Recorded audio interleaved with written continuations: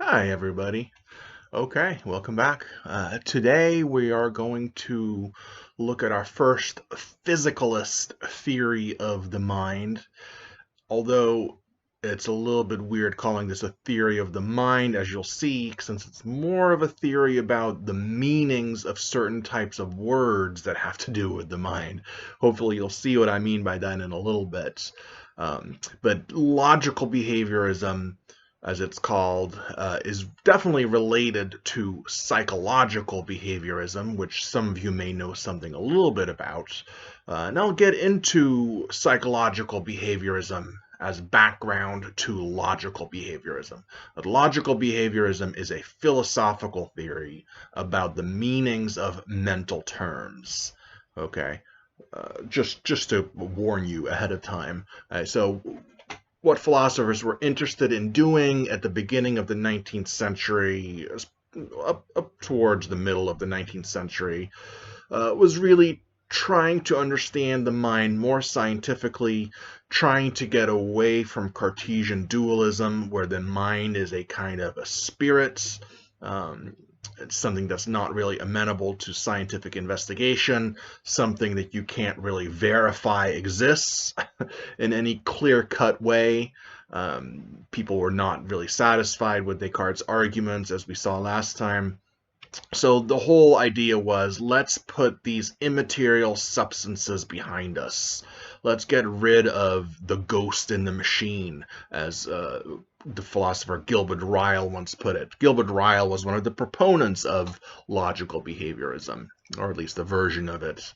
And he famously called Descartes' dualism the doctrine of the ghost in the machine, because it envisions the human body as a kind of a biological machine that we can study scientifically and empirically, whereas the mind, whatever it is that is capable of thought and consciousness and memory, belief, desire, whatever it is that is, well, that's some sort of non-physical entity, some sort of spirit, some sort of ghost that animates the robot, right? That animates the machine. That's sort of Gilbert Ryle's way of characterizing Descartes, and this was a kind of a common attitude. To get away is just too wooey, not provable, not scientific, sort of out of fashion. So then what do? How do we explain the mind? How can we solve philosophical puzzles about the mind? Puzzles like, how do I know that other people have minds? Puzzles like, how does a mental event cause a physical event? Like, how is it that I can think I want to raise my hand, to use that example again, and then when I have that desire and the intention, then the desire and the intention cause my hand to go up. How do we account for that if we're not going to rely on the idea of an immaterial soul? So philosophers were interested in those sorts of questions. How can we think about the mind in more scientific terms that doesn't rely on these non-physical entities that we can't verify, things like immaterial souls. Right? So getting away from that is the theme of it all. So this picture here, it ties into the theme of behaviorism here as an exercise, an exercise that you'll turn in. If you were in class, you would get in-class credit for that. This will count as in-class work. Okay, so just take a look at the picture. This is a picture by the Dutch artist, painter Jan Steen, and it depicts the Feast of St. Nicholas, which is the Dutch version of Christmas, basically. I celebrated a version of that growing up in the Netherlands myself. And so we have a family gather together to celebrate. But it's a very dynamic scene, and my challenge to you is look at what's going on and see if you can figure out what is going on within the minds of the people that populate this picture. You can't know exactly, but just based on behavioral cues, facial expressions, things like that, can you sort of make a guess at some of the things that might be going on? Right? So just write your best guess. If you don't know what one person's doing, focus on the person that you do think you understand, right? Just focus on some of these people and give me a little a little guess as to what's going on within their minds, what sort of emotional states they might have, what sort of things they might be thinking about, whatever it may be that's going on inside the mind, purely based on the behavior. Okay, so go ahead, you can pause it and think about it and write it down and then submit it here. I'm going to go into it. Okay. So logical behaviorism. This is going to be a combination of two different ideas, basically. It's going to be a combination of behaviorism, the way that you understand it from psychology, and then the philosophical movement known as logical positivism. So this whole presentation here is going to have the following structure. I'm going to look at behaviorism in psychology, and I'm going to look at logical positivism as a movement in philosophy, a movement inspired largely by David Hume, I would say. There are going to be some familiar themes here if you've been paying attention. So I'm going to delve into both of those, and then I will return to logical behaviorism to see how it synthesizes elements of both of these positions or both of these movements. Okay. So, whoa, there we go, behaviorism in psychology. All right.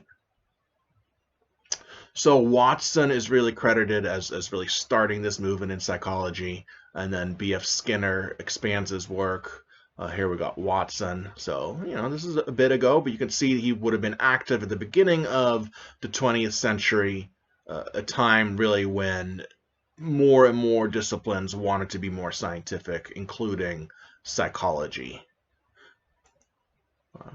B.F. Skinner continues Watson's work. By the way, I always think this guy looks like a movie star from Hollywood's golden age or something like that. Looks with a mustache, he would look like Vincent Price, and this looks like old Dwight from The Office. Both of them, the whole movement of behaviorism was really an extension of Pavlov's work, and some of you may have heard of this. Here he is. This is what all hipsters want to look like, right? Pretty cool guy.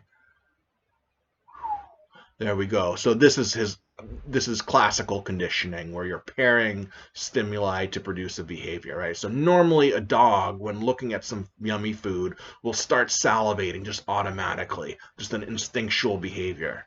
When you ring a bell at a dog, they don't really do anything, right? They might look at it. There's certainly no salivating over the bell. But if you ring the bell often enough when you present the dog with some food, then eventually, even when there's no food, the dog will salivate every time it hears the bell. That's classical conditioning. This is kind of a neat thing, and you can see how this lends itself to experimental method. Right? Something that was lacking in psychology if you're talking about people like Freud and Jung, who built these elaborate theories, but they were sort of like rationalists, right? They sort of just do this from behind their desk, putting all the stuff together into a grand theory. This is more experimental. You can devise experiments to prove something verifiably, empirically.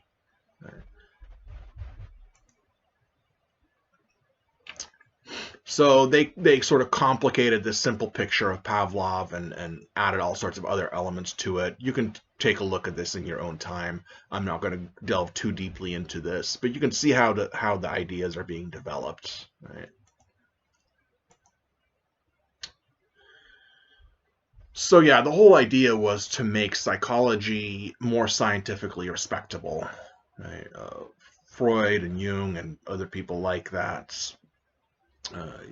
Not to say necessarily anything bad or wrong about them, we can definitely say it's not quite what we think of as science nowadays, as involving testing and experimentation and quantitative analysis, putting numbers to things. The depth psychologists were not really like that. Right? They were not really that involved in doing strict empirical science. But the behaviorists wanted to do that. They wanted to take psychology in a more scientific direction. And so the whole idea is just, those internal mental states that we talk about.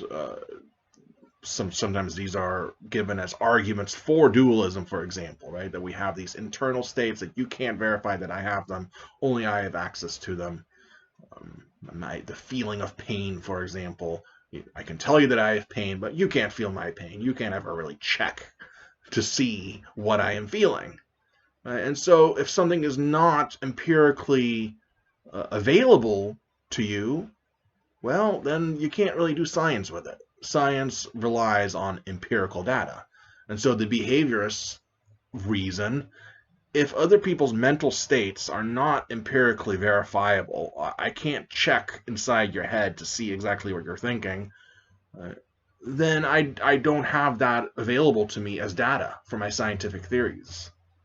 So mental states, when you think of mental states as things in your mind that only you have direct access to, well, those things are just off limits for the behaviorists then. What should the focus be on if you're going to be doing empirical science, quantitative science, the ability to repeat experiments in a public way that's observable to everyone involved? Well, then it has to be something that's publicly observable, and that's our behavior. So how do human beings work? The only way that we can sort of come up with a model is to look at our behavior, since our mental states are not accessible. Now, it's kind of interesting to think about the motivations. Part of it is definitely that mental states, if they're defined as these private events within your mind, then it does seem maybe as though science can't study that, although that's not entirely clear. Maybe we'll put a pin in that, but we could at least understand the argument. Part of it is also trying as hard as they can to get away from the ghost in the machine. Right? So all that private mental event talk that I was just engaging in, that sounds very ghost in the machine-y. It's as though it's somewhere hidden in me. There's this ghostly stuff that no one else has access to except for me. So part of the focus on behavior is also to get away from Descartes' immaterial soul mind. It's just too spooky, maybe too religious for the scientific approach. It's not necessarily to say that there is no soul on this view. It's not necessarily to say that. It's not necessarily to say that there are no private mental events, though behaviorists do seem to be saying that. Mostly, though, we can focus on this as a methodological issue, where, simply put, science has to do with empirically verifiable things, testable things, publicly observable things and events. And private events in the mind are not like that. So we only can focus on what's actually empirically available to us. Hopefully everyone knows now what I mean by empirically, right? It means through the senses, right? So I can look at you and see you crying and think you're sad. Okay, I can do that, but I cannot somehow get inside your mind and feel your sadness. The feeling of sadness is something that's private to you. I can only sort of look at the manifestations of that in behavior. And that's what the behaviorists were thinking. So we can explain human behavior. We can explain the way that human beings work, right? The way we tick with this sort of model. Behaviorists are big on studying the relationship between stimulus and response. So they can study what's empirically available. We can look at the environment and see what's happening in it and what it is doing to the organism, and then we can see what kind of behavior results. What's inside the mind is off limits to us, right? It's either because we're talking about some sort of weird immaterial Cartesian substance, or it's because we're talking about mental events as these private things that only you have access to. Either way, the scientists cannot get in there, right? They can only study the input and the output. I use the analogy of a phone. Let's suppose we just suddenly got phones and we did not know how they worked and we could not open them up. But we notice that when I click on that, this thing pops up. Then when that pops up, I click on something, something else pops up. We can study all the inputs every time I push something that's an input. And then we can study the outputs that results. And we could do that pretty systematically so that if we can't get inside the phone to see how it works, at the very least, we could study the way in which it translates particular sequences of input to particular sequences of output. The inside of the phone is a black box, but we can look at the inputs and we can look at the outputs. Right? So that's on the assumption that the human mind is something like the software or the hardware that drives the phone, but we just can't get at it. Either because it's metaphysically different, like a Cartesian substance, or just because we don't have access empirically to people's mental states. Right? So that's the idea here.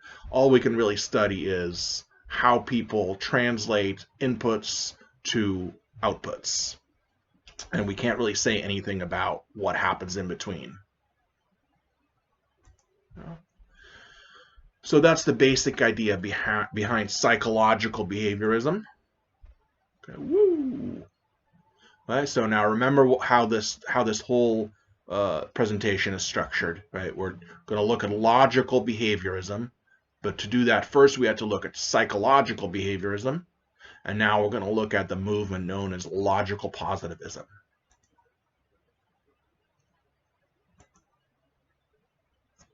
So logical positivism looked to be quite promising for a little while in the 20s and the 30s. A lot of people jumped on the bandwagon. It was influenced by a variety of people, including Wittgenstein, one of the most important and famous 20th century philosophers, and David Hume. This is where you're going to see some familiar themes. The logical positivists were pretty much, call them Hume's revenge. Oh boy, right? We thought that maybe Kant got rid of Hume's problems, but the logical positivists were not so positive about that. And the 19th century philosopher Auguste Comte, and he actually came up with the term positivism. So here are some of the famous proponents. There's Schlick, Carnap, Ayer. A.J. Ayer wrote some books on logical positivism that were actually aimed at the general public. Pretty readable and understandable. Schlitz over here, I always think he looks like such a gentle man. But unfortunately, he got killed. He got shot on the steps of a building at the university that he lectured at by one of his graduate students, who's either disgruntled at him specifically or it may have been a politically motivated event. Not entirely sure, but this one person killed him. Yep. So the basic idea here is it's Hume all over again. The logical positive we're saying, right, this is a theory of meaning, right? This is not necessarily a metaphysical theory or an epistemological theory. This is a theory about what kind of language is literally meaningful. And according to them, only analytic statements and synthetic or empirically verifiable statements are meaningful.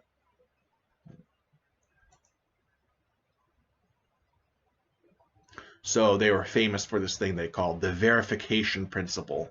And this is taken right out of Hume. The meaning of any kind of empirical statement.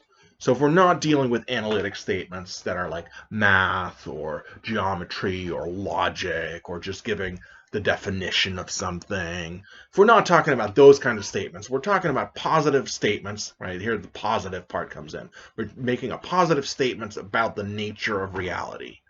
Right? That's only meaningful. You can only make meaningful empirical statements like that if there are verification conditions that you can imagine. Now let me explain what I mean by that, okay? That sounds a bit weird. So if we're just talking about empirical statements, again, just statements that are based on the senses, statements about the nature of reality around us. For an empirical statement to be meaningful, we need to have some idea about what observations could conceivably confirm or disconfirm the truth of the statement. If there are no imaginable observations that could confirm or disconfirm the statement, and again, if we're not talking about analytic statements, then the statement is just nonsense on this view. Right? So the cat on the mat, that's pretty easy, right? What would it take for you to verify that that's true or not true? Well, you go to the mat that we're talking about and you check, and if you see a cat, then you'll know that it's true. If you don't see a cat there, then it's not true. That's what it takes for that sentence to be meaningful. That's what it takes for you to know what that sentence means.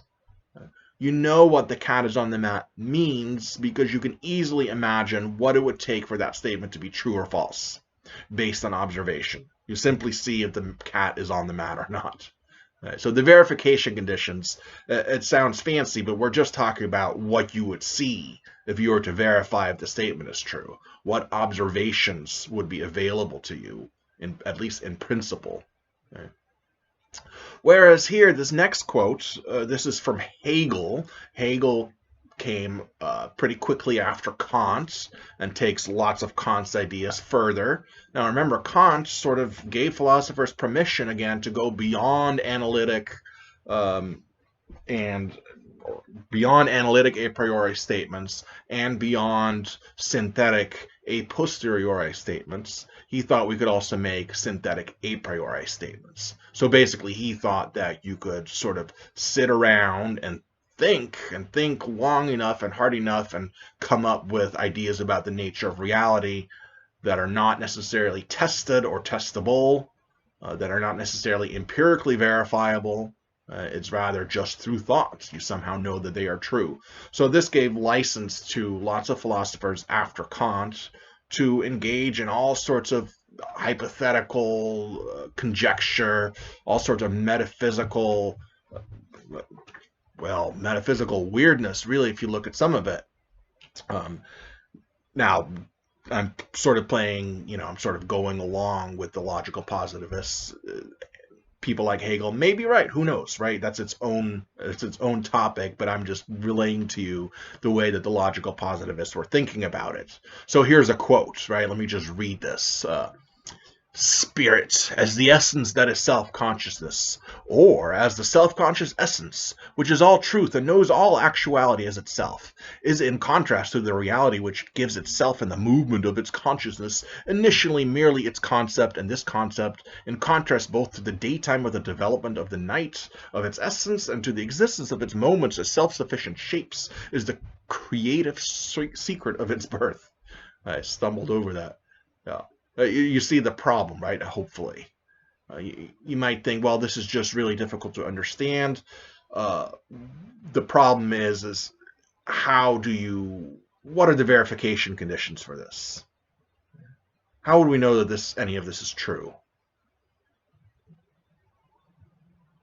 It's not to say that it's true or false. It's just that if we can't point to verification conditions, and this is not just an analytic statement that Hegel is making here.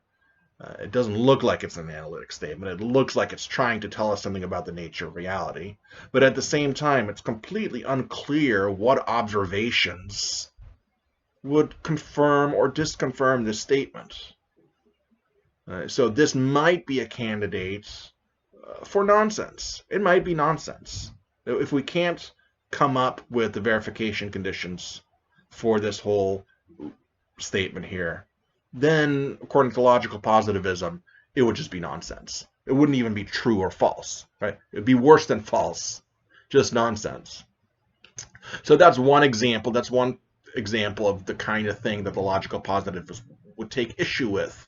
A lot of philosophers just going on and on saying all this stuff that it's not clear how you would even verify it or how you'd even prove it or test it or anything like that. Right? So you can see the logical positivists were very much of a scientific frame of mind. Something has to be either very mathematical or analytic, or something has to be scientifically testable. What other kind of knowledge would we have? Right? You can say whatever you want, but if we're going to call it knowledge, they say it's got to be something that's either in principle verifiable by observation, something that we could test scientifically, or it would have to be something that's just sort of trivially true, analytically true. Anything else is going to be nonsense.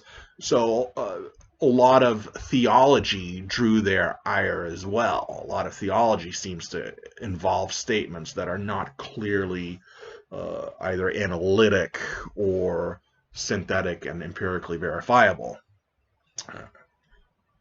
I think of something like the doctrine of the Trinity, right? That God is three persons in one. You know? It doesn't sound like an analytic statement. It's not, the concept of God does not necessarily involve the concept of three persons. There are God concepts elsewhere that don't have that. So it's not entirely clear that it's an analytic statement, but it is trying to say something about the nature of reality, right? It's trying to say that God has this particular nature of having three persons inside the Godhead, as it's called. Well, what set of observations could possibly verify or falsify that statement? It's hard to come up with any. And so God is three people and persons in one might be another candidate for not something that's false or true, but nonsense. Again, if there's no possible observations that you could point to, even in theory, then you're not saying anything. It's just empty talk, right? It's just empty. It's as good as nonsense. It is nonsense on that view.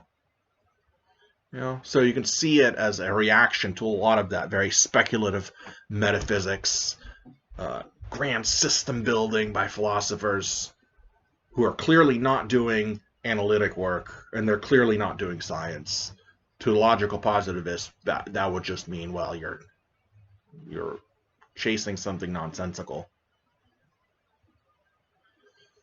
So just like the psychological behaviorists were trying to make psychology more scientific, the logical positivists were trying to do that with philosophy. Okay, so that's the background for logical behaviorism. So we can see logical behaviorism as a combination of behaviorism and logical positivism.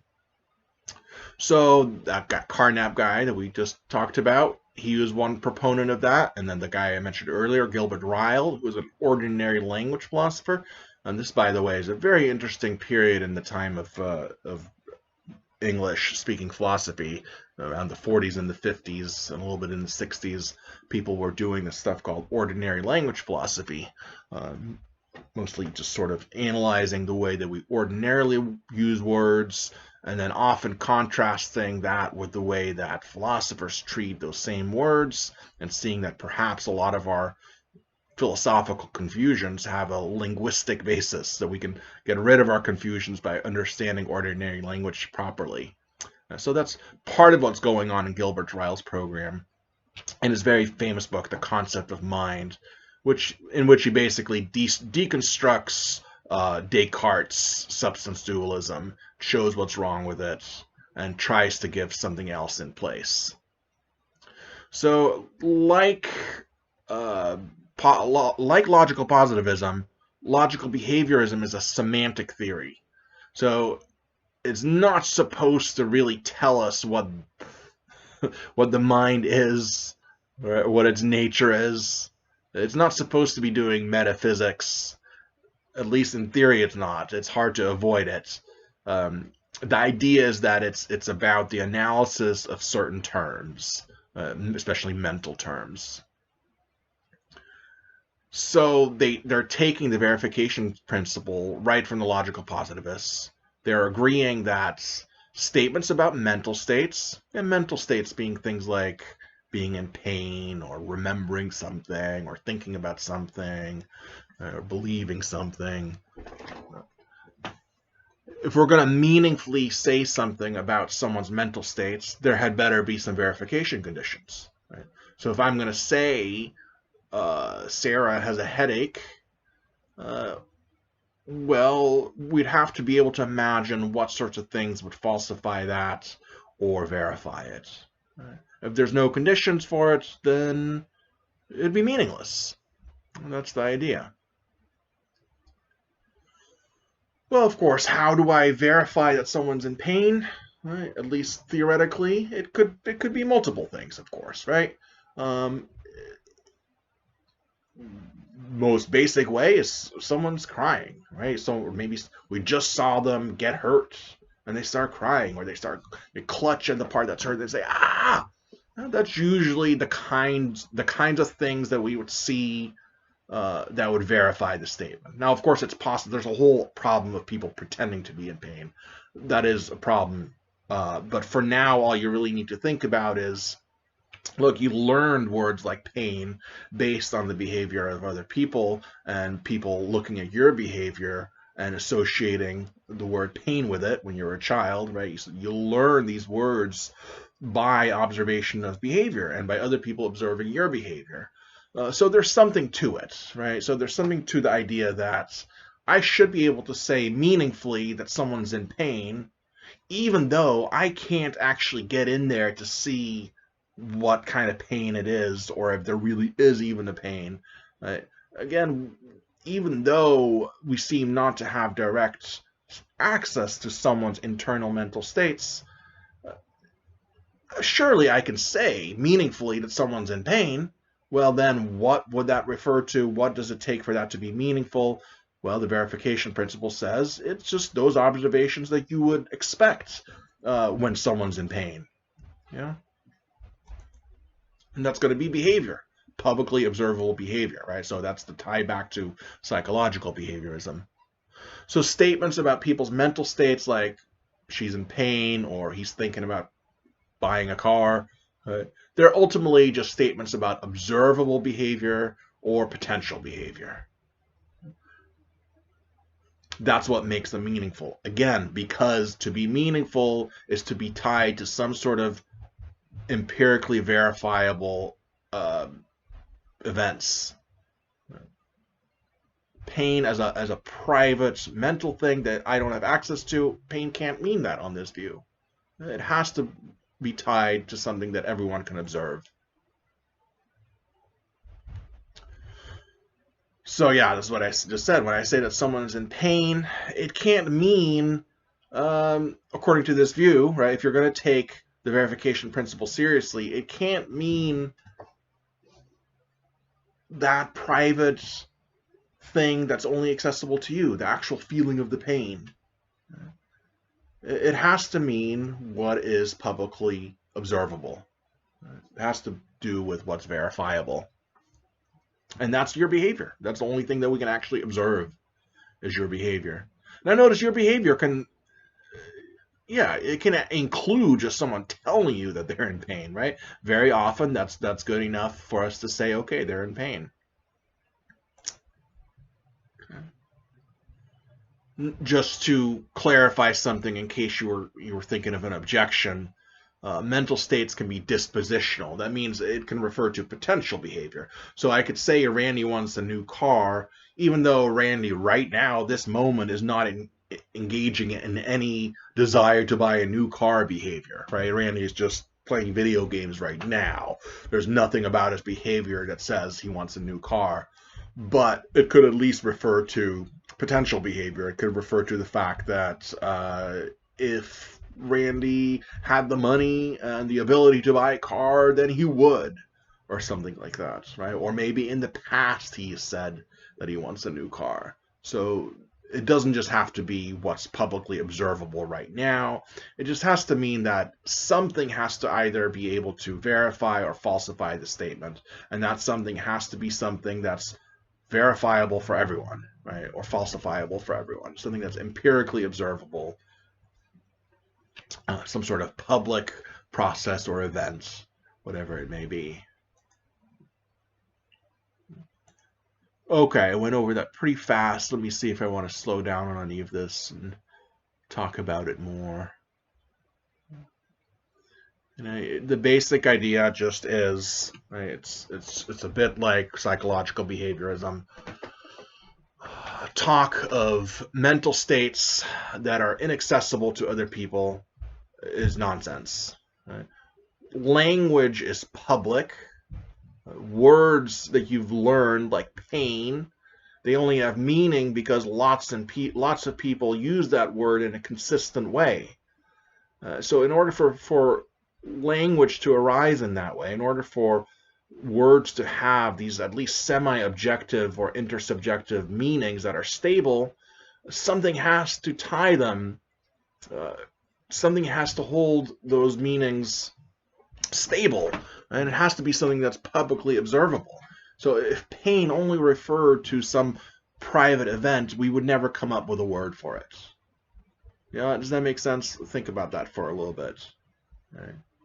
If pain, the word pain, referred only to some sort of private event that you only have access to, then we would never have a common word, pain. And that's the argument.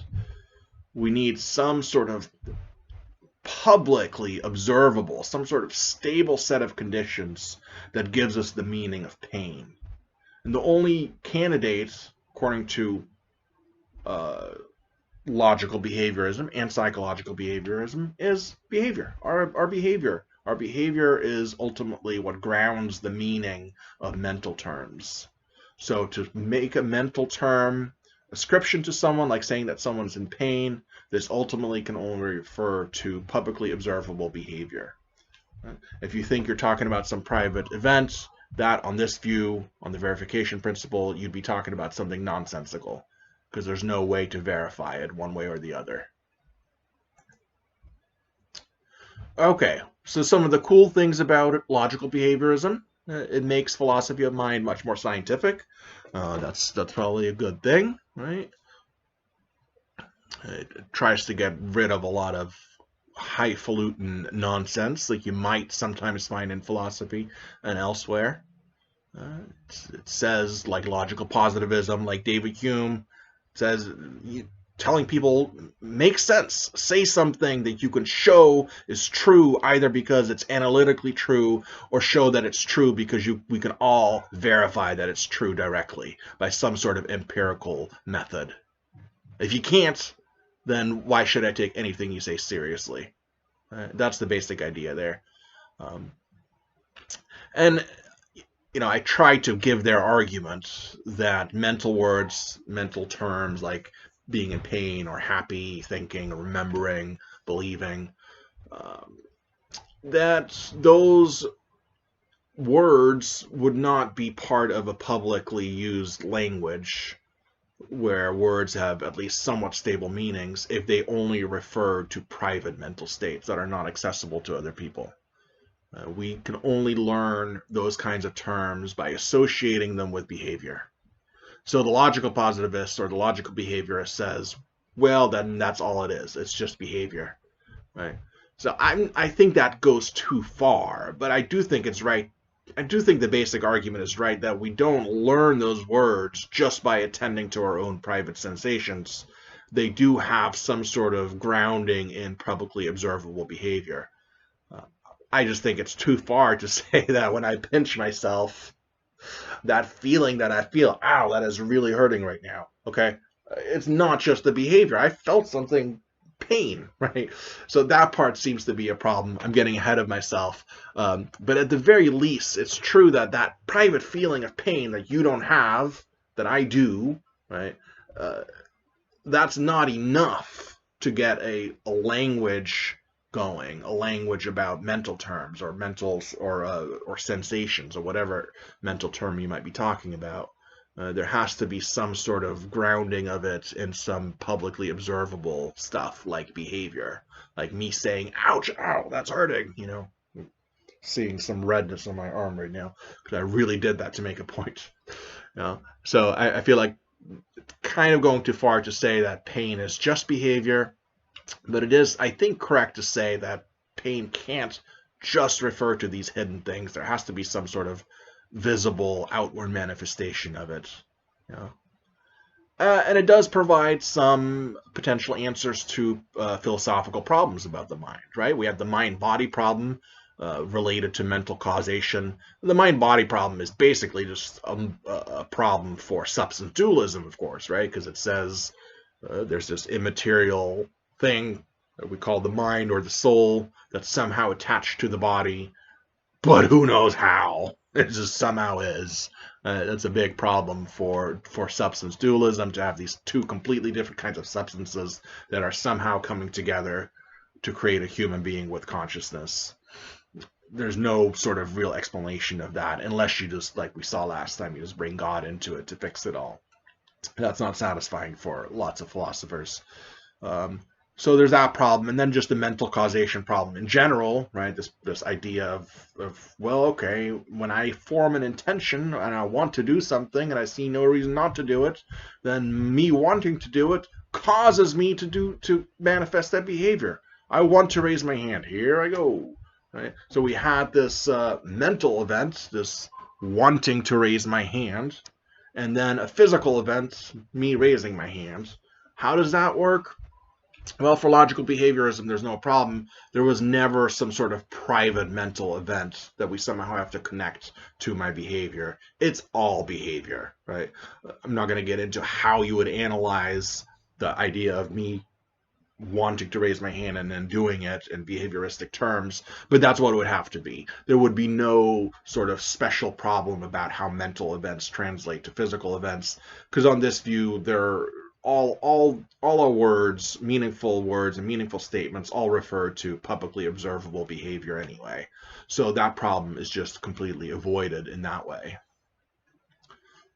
And the problem of other minds, the same sort of thing. Right? Mind is a mental term. When I say that someone has a mind, although it's a weird thing to say in ordinary language, if that is to be a meaningful statement, it has to mean something, it has to refer to something that's publicly observable, something that's empirically verifiable or falsifiable. If it's not, if by me saying someone has a mind, I mean that they have an immaterial soul that's not testable empirically, then according to the verification principle, that would just be nonsense. So there wouldn't be these hidden other minds that we don't have access to. If mind, the word refers to anything, it's got to refer to some complex behaviors of some sort ultimately, because that's all we have to tie down the meaning of a word like mind, right?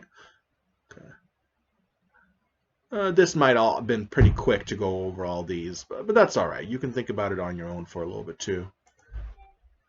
Okay, turn it all upside down. Some objections. I tend to always get a few in there before it's actually time to do it, but let's go through them all. This is the main one, the main objection. It seems right to say that the word pain cannot just refer to a subjective feeling that's accessible only to me, but surely it does, right? If I have a stomach ache and I tell someone, oh, I'm in so much pain, it's not that I'm saying, oh, I'm engaging in so much pain behavior. No, I am really talking about that subjective feeling. Right, so however you want to fit that into your scientific scheme, your philosophical scheme, whatever it is, there's got to be a place for it, right? Does that make sense to everybody? Normally I'd have you right here telling me back if it does or not. Just let me reiterate that. Again, for the logical behaviorist, a term like pain has to only refer to something that's publicly observable, something that's accessible to everyone. Okay? But my subjective feeling of pain that you don't feel, right? When I pinch myself like this, I feel a specific pain. You don't have access to that. I do. And when I say I'm in pain, I am referring to that feeling, not just the behavior. So that's one of the main objections here. It can't refer to just behavior. Or at least it seems there's an intuitive sense of that anyway. That mental terms are often not just about publicly observable behavior. There's something else going on. That's reinforced by the idea that we have what's called privileged access. This is what I mean by I feel it, but you don't. I can tell you that it hurts, and you can believe me that it hurts based on my behavior. Things like wincing when I do this, or just watching me do it and me telling you that it hurts. Yeah, so you can get to know that I am in some sort of pain, but that pain itself, that feeling, that hurty, ouchy sensation, that's really only available to me, right? Isn't it? I mean, you think about your own pain. You can tell people about it, but other people don't feel it. And yet, isn't it perfectly meaningful to talk about your pain in that way, or any mental state? It doesn't have to be pain, but that's a good example. You've got access to that pain. Other people only have access to your behavior. Well, that seems to show that pain is not just a behavior. It seems to show that there's something else there, that it is something private and subjective. And there's also the problem that you could have some of these mental states with no corresponding behavior at all, actual or potential. You can imagine a person in a deep coma who's never going to wake up, who nevertheless has all sorts of visions or dreams. When we say, "Oh, I bet you he's having dreams," we have no way of knowing if it's true. But is it a meaningful statement? It seems to be. All right? It seems to be either the case that they are having dreams or visions or not. That's an empirical fact about that person. And though we have no possible or potential way of verifying it or falsifying it, yet it seems to be true or false.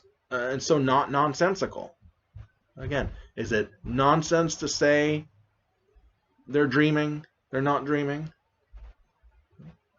We don't know, of course, but if someone were to say it, if someone were to guess, it wouldn't just be nonsense. It would be either true or false. There would be some fact that corresponds to that statement, but that fact is not a behavioral fact. There's nothing in the person's behavior now or later or ever, but it is something in their, for lack of a better word, mind. There's a mental event there or not. This mental event of dreaming or having a vision in the comatose person. Seems to have nothing to do with behavior there.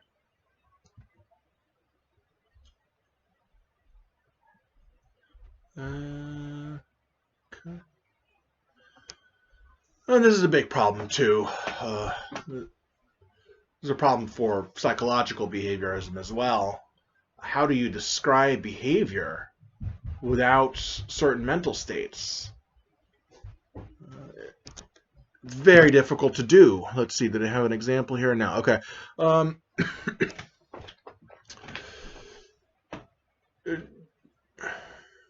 Let's say we had a statement like, Randy's hungry. Let's use Randy again. Randy's hungry. We can come up with some behavior that would verify or falsify that, right? You could imagine, well, if Randy gets up and goes to the kitchen and starts rummaging around in the cupboards trying to find something to eat, that's a possible verification condition. If I saw that, then that would verify the statement to some extent. Okay, that's fine. But notice that when we described Randy's behavior, how are we describing him? We are describing as going into the kitchen, rummaging around for something. These all involve an assumption of a person with a mind and intentions. Looking for something means someone has an intention to find a particular object or set of objects. That involves mental terms. Try describing any kind of human behavior in any way that does not involve mental states. It's just about impossible. You'd have to do something like describe someone's movement as a pure Newtonian object, just describing the physical dimensions of the body and the way that it's moving through space. But that would be completely meaningless to us. That would just be a bunch of numbers. We would not think that we were explaining human behavior or human mental states. So, the problem is, right, logical behaviorism says that mental states can be reduced to behavior. But now it turns out that when you describe behavior, you have to invoke mental states. So there's no way of getting around those mental states. There's no way of reducing them to pure behavior, because anytime we try to describe human behavior, we have to make an assumption of intentionality, trying to do something, wanting to do something, having beliefs, and so on. So it's not actually possible to do this, it seems so. At least that's one of the objections. That's what one of the objections says. Okay, and finally, the big nail in the coffin for logical behaviorism is that logical positivism eventually fell out of favor, even though people were hoping, that it would sort of have a positive effect on philosophy. There were problems with it. So it was in decline in general, but particularly because of the verification principle. This is a weird kind of, it's one of those times when a position defeats itself, right? We don't even need someone else to come along and say what's wrong with logical behaviorism, logical positivism. Logical positivism itself is founded on this verification principle, which says that a statement is only meaningful if there are some sort of potential set of observations that would either falsify or verify it. Okay, that's a mouthful. Let me say it again. Get it in your head because it's going to be important, right? This is the claim that logical positivists make. That meaningful statements are either just analytic truths or they are potentially empirically verifiable or falsifiable. Now take that claim and subject it to the verification principle. Does that claim pass the test that it's supposed to test, that it's supposed to pass in order to be a meaningful statement? So is the verification principle itself an analytic truth? Doesn't seem like it. It doesn't seem analytically true that all meaningful statements have to either be analytic or empirically falsifiable or verifiable. It doesn't seem to follow from the meanings of any of those words. Then we have to ask, is there a set of possible observations that would verify or falsify the verification principle? Well, there too, the logical positivist is silent. The verification principle seems not to pass its own test. The verification principle, not an analytic statement. So if we take it to be a synthetic statement, then there has to be some set of possible experiences that would verify or falsify it. That's what it says. There doesn't seem to be. So by its own criteria, it's meaningless. That's been the huge nail in the coffin for logical positivism and their indirectly logical behaviorism. Yeah, it's a pretty crazy one. I'm still not sure. I really like the verification principle, but I do see the problem. Yeah, maybe you can think of some other way around it.